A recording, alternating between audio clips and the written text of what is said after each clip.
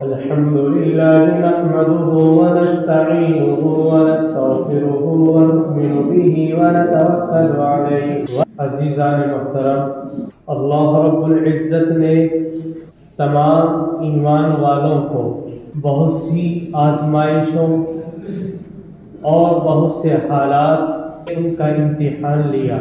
ایمان والا، اللہ اور اس کے رسول کو ماننے والا، اللہ رب العزت اس کا امتحان لیتے ہیں، اس کی آزمائش فرماتے ہیں. یہ دنیا، اس دنیا کے اندر زندگی گزارنے والا ہر ایک انسان اور بالخصوص مسلمان اور ایمان رکھنے والا، اللہ رب العزت کی جانب سے اس دنیا کے اندر ایک ایمان والے کا امتحان ہوتا ہے، آزمائش ہوتی ہے.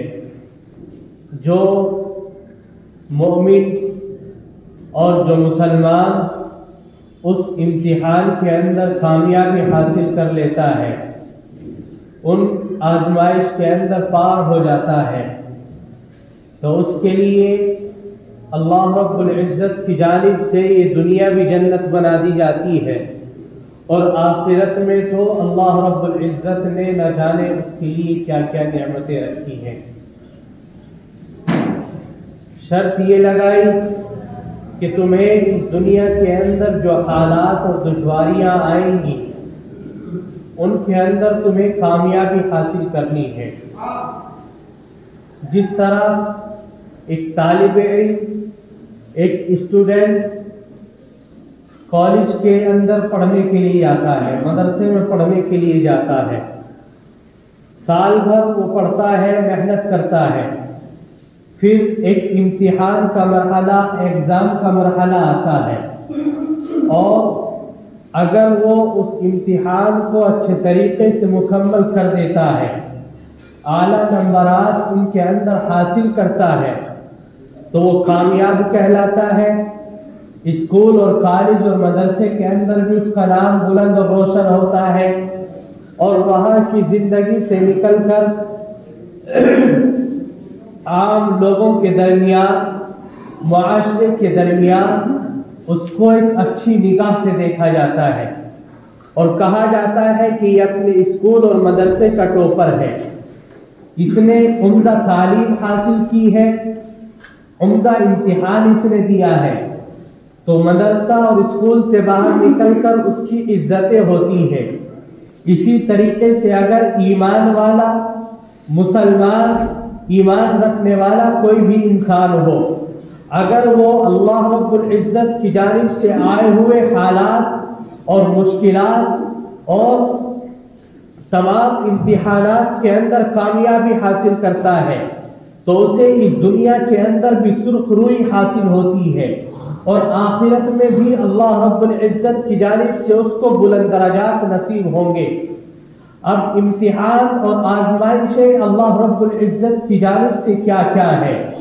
اللہ فرماتے ہیں کہ اے انسان، ہم نے تجھے ایمان کی دولت سے نوازا ہے، ہم نے تجھے مسلمان بنایا ہے، تو اپنے آپ کو مسلمان اور مومن کہلاتا ہے. آیا اس کے تقاضوں کو پورا کرتا ہے یا نہیں کرتا؟ کیوں کہ ایک وقت وہ آتا ہے کہ انسان ایمان ہونے کے باوجود، اسلام پر عمل پیرا ہونے کے باوجود اپنے آپ کو کہتا ہے کہ میں مسلمان ہوں، اور کہتا ہے کہ میں ایمان والا ہوں، میں مومن ہوں، میرا نام محمد سے شروع ہوتا ہے. لیکن جب دنیاوی حالات اس کو گھیرتے ہیں، اللہ کی جانب سے آزمائشیں آتی ہیں، تو اس کا ایمان ڈگمگا جاتا ہے. عملاً وہ اپنے عمل سے، اپنے کام سے اس بات کا مظاہرہ کر رہا ہوتا ہے کہ میں ایمان والا نہیں ہوں، میں تو صرف نام کا مسلمان ہوں، میں تو صرف کہنے کا مسلمان ہوں.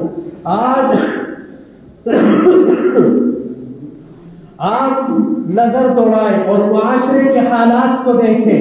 آج دنیا ایمان والے کو کس قدر مجبور کر رہی ہے، اور ایمان والا اس دنیا کے سامنے، دنیاوی حالات کے سامنے اپنے ایمان کا سونا کر بیٹھتا ہے، اس کا ایمان ڈگمگا جاتا ہے اور وہ اپنے آپ کو مسلمان کہتا ہے، لیکن عمل سے وہ مسلمان نہیں رہتا۔ عمل اس کے ایسے نہیں ہے کہ اس کو مسلمان کہا جائے، عمل اس کے ایسے نہیں ہے کہ اس کو مومن کہا جائے، عمل اس کے ایسے نہیں ہے کہ اس کو اللہ کے نیک بندوں کے اندر شمار کیا جائے۔ اور جب آپ معاشرے پر نظر دوڑائیں گے، جب آپ چھان بین کریں گے تو آپ دیکھیں گے کہ ہماری زندگی کس طریقے سے گزر رہی ہے۔ آیا ہم اس امتحان کی تیاری کے اندر مصروف ہیں جو اللہ نے ہمیں دیے ہیں، یا اس سے ہٹ کر ہم ایک دوسری اور الگ زندگی گزار رہے ہیں؟ جب اس چیز کے اوپر نظر دوڑاتے ہیں اور غور و فکر کرتے ہیں، انسان اپنی عقل سے سوچتا ہے، تدبر اور فکر کی دنیا کے اندر جب وہ جاتا ہے تو محسوس ہوتا ہے کہ وہ صرف نام کی ایمان والی زندگی گزار رہا ہے، کام اس کے سب کافرانہ اور مشرکانہ ہے۔ آج موقع بموقع آپ کے غیر مسلم بھائی ان کے تہوار آتے ہیں، اور ایسے تہوار جن کے اندر شرک ہوتا ہے، ایسے تہوار جن کے اندر جانوں کا نذرانہ پیش کیا جاتا ہے، ان کے ایسے تہوار جن کے اندر جانوں کی قربانیاں دی جاتی ہیں، ان کے ایسے تہوار کہ اگر آپ اس کے اندر شریک ہو تو آپ کا ایمان باقی نہیں، ایسے تہوار کہ اگر آپ ان کے تہوار کی مبارکباد دیں تو آپ کو مومن نہیں کہا جا سکتا۔ آج مسلمان ان کے طریقے پر چلتا ہے، ان کے رویے کو اختیار کرتا ہے، ان کے طرز کو اختیار کرتا ہے اور کہتا ہے کہ میں مسلمان ہوں۔ انہی میں سے ایک تہوار بسنت پنچمی کا ہے۔ اس موقع پر یہ غیروں کا، مورخین نے لکھا کہ غیروں کا یہ مستقل تہوار ہے اور مسلمان اس تہوار کو غیروں سے زیادہ مناتا ہے۔ غیروں کے پاس وقت نہیں ہے کہ اپنے تہوار کو پورے عروج کے ساتھ میں منایا جائے، لیکن مسلمانوں کے پاس اتنا وقت ہے کہ غیروں کو فرصت ہو یا نہ ہو، غیروں کی رسموں کو ایک مسلمان انجام دے گا۔ غیروں کی رسموں کو، ان کے رواج کو، ان کے طریقے کو، ان کے تہوار کو ایک مسلمان پورا کرتا ہے۔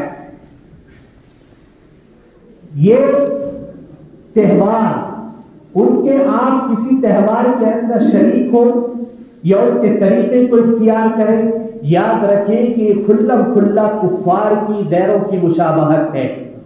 اور مشابہت اختیار کرنا شریعت کے اندر کیسا ہے؟ اللہ کے نبی صلی اللہ علیہ وسلم نے ارشاد فرمایا، من تشبہ بقوم فہو منہ، جو انسان جس قوم کی مشابہت اختیار کرتا ہے وہ انہی میں سے ہوتا ہے۔ جب آپ نے غیروں کے رسم و رواج کو پورا کرنے کے لیے پتنگ بازی کی ہے یا اپنے بچوں کو پتنگ بازی کے اوپر آمادہ کیا ہے تو یاد رکھیے کہ آپ نے اپنے ایمان سے منہ پھیر دیا ہے۔ آپ اپنے عمل سے اس بات کا مظاہرہ کر رہے ہیں کہ نہیں، ہم کافروں کے درمیان میں رہتے ہیں تو ہم بھی مشرک ہیں، ہم بھی کافر ہیں، ہم غیروں کے طریقے کو اپنائیں گے۔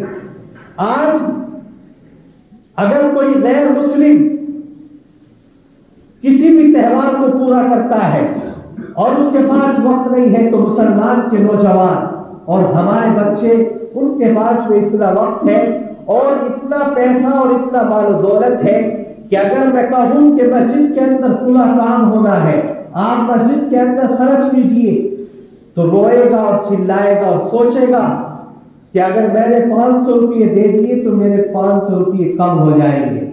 لیکن جب یہ غیر کے تیوہار کو پورا کرنے کی نوبت آتی ہے تو وہ اپنی اولاد کو خوش کرنے کے لیے اپنی جیب سے خوشی خوشی 500,000 روپئے خرچ کر دیتا ہے۔ مجھے بتلائے، اگر کسی والدین کو اپنے بچوں سے اس قدر محبت ہے کہ وہ اپنے مال کو اپنے بچوں کے اوپر ایسے ہی خرچ کر دیتا ہے تو مجھے بتلائے کہ اگر کسی والدین کو اپنے بچوں سے محبت ہے اور سامنے اس کے گڈھا کھدا ہوا ہے تو کیا وہ اپنے بچوں کو اس گڑھے کے اندر ڈال سکتا ہے؟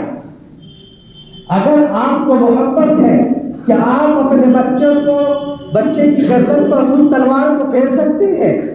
کہیں گے کہ نہیں، یہ تو عقل مندی نہیں ہے۔ یہ عقل مندی کیسی ہے کہ آپ اتنا پیسہ روپیہ خرچ کر کے اپنے ایمان کو اور اپنے بچے کے ایمان کا سودا کر بیٹھے؟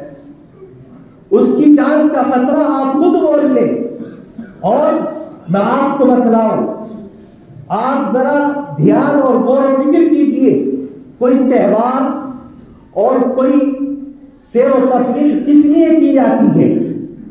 اس لیے کی جاتی ہے کہ دل کو خوشی حاصل ہو، فرحت و اطمینان حاصل ہو، انسان دنیا میں الجھنوں کا جو شکار ہے ان شکاریوں سے نکل کر، ان الجھنوں سے نکل کر اسے ایک خوشی حاصل ہو جائے، راحت اور سکون اسے حاصل ہو جائے۔ لیکن مجھے بتلائیں، کیا پتنگ اڑانے کے اندر، پتنگ بازی میں راحت اور سکون ملتا ہے؟ آپ بتائیں، کیا اس کے اندر راحت اور سکون ملتا ہے؟ ایسے کھیل اور کود سے کیا فائدہ ہے جس کے اندر سینکڑوں لوگوں کی جانوں کا نذرانہ پیش کیا جاتا ہو؟ ایک نوجوان اپنے بچے کو آگے بٹھا کر کے نکلتا ہے گھر سے، اور ایک پتنگ کا مانجھا اس کی ڈور اس کی بچے کی گردن کے اندر آتی ہے اور اس کو ایسے کاٹ دیتی ہے کہ وہ بچہ وہیں پر موقع پر ختم ہو جاتا ہے۔ مجھے بتلائیں، اس بچے کی کیا غلطی تھی؟ کیا اس بچے کی غلطی یہ تھی کہ وہ اپنے والد کے ساتھ میں نکلا تھا؟ آپ کہیں گے کہ یقیناً اس کے اندر غلطی پتنگ اڑانے والے کی ہے۔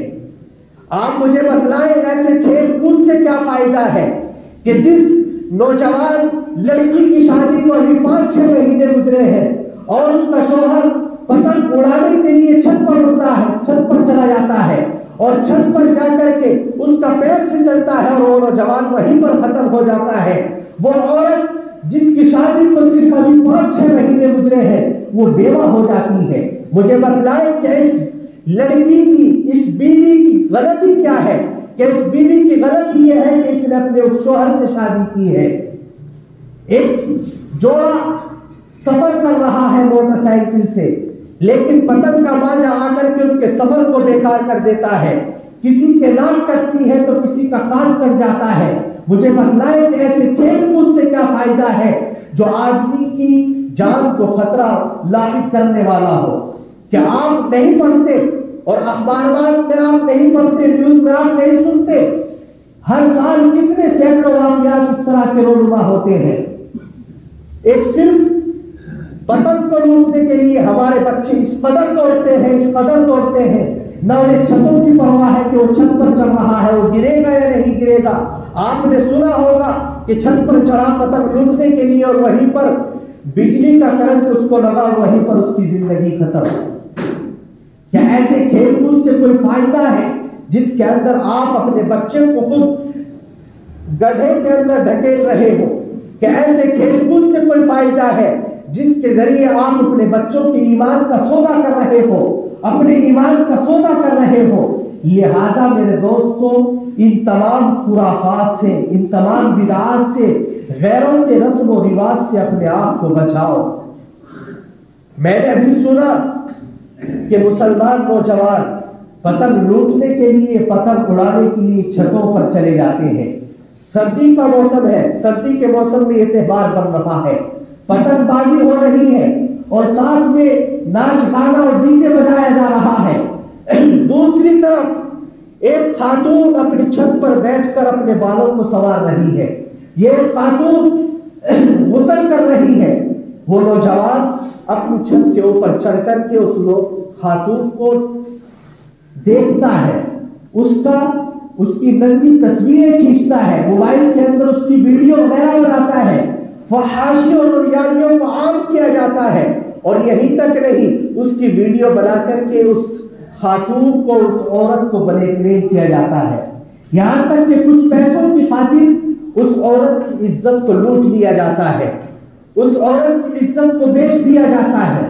میرے دوستوں، دنیاوی جتنے بھی کھیل ہیں، شریعت کے اندر جن کی اجازت نہیں ہے، कुरान और हदीस के अंदर जिनकी इजाजत नहीं है वो सब नाजायज और हराम है। इसी तरीके से पतंग का बेचना, मांगे का बेचना, पतंग का लूटना, पतंग का उड़ाना, ये सब हराम है। और अगर कोई वालिदैन अपनी औलाद को रुपये पैसे दे रहे हैं खेलों के लिए तो समझें कि वो एक हराम काम का इर्तिकाब कर रहे हैं। आप इधर से लेकर के चले जाइए शहर के एक कोने तक, सिर्फ मुसलमानों की आबादी है, मुसलमानों की दुकानें हैं और वहां पर धड़ल्ले के साथ में पतंगबाजी हो रही है, वहां पर पतंग बेची जा रही है और मुसलमानों के बच्चों की वहां पर भीड़ लगी हुई है। क्यों? इसलिए कि पढ़ने की फुर्सत नहीं है, इसलिए कि ईमान सीखने की फुर्सत नहीं है, वालिदैन ने उन्हें कुछ सिखलाया ही नहीं है। बच्चे ये बतला रहे होते हैं घर एक अनपढ़ घराने से है, हमारे माँ बाप जाहिल है, बदतर है, अहमक और बेवकूफ है।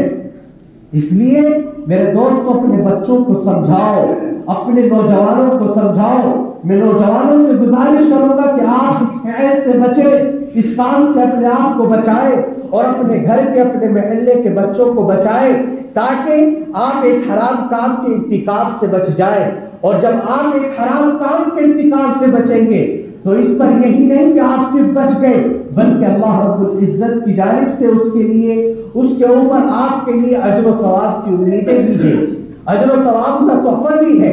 आप एक गलत काम को बंद करने जा रहे हैं और अपने बच्चों को इस बात के ऊपर आमादा कर रहे हैं कि गैरों के रस्म व रिवाज को, गैरों के तरीके को, गैरों के त्यौहार को हम बिल्कुल भी नहीं बनाएंगे तो इंशाअल्लाह हमारे बच्चों के अंदर, आने वाली नस्लों के अंदर दीन पैदा होगा और दीन उजागर होगा और गैरों के तरीकों से हम खुद ब खुद बचते चले जाएंगे।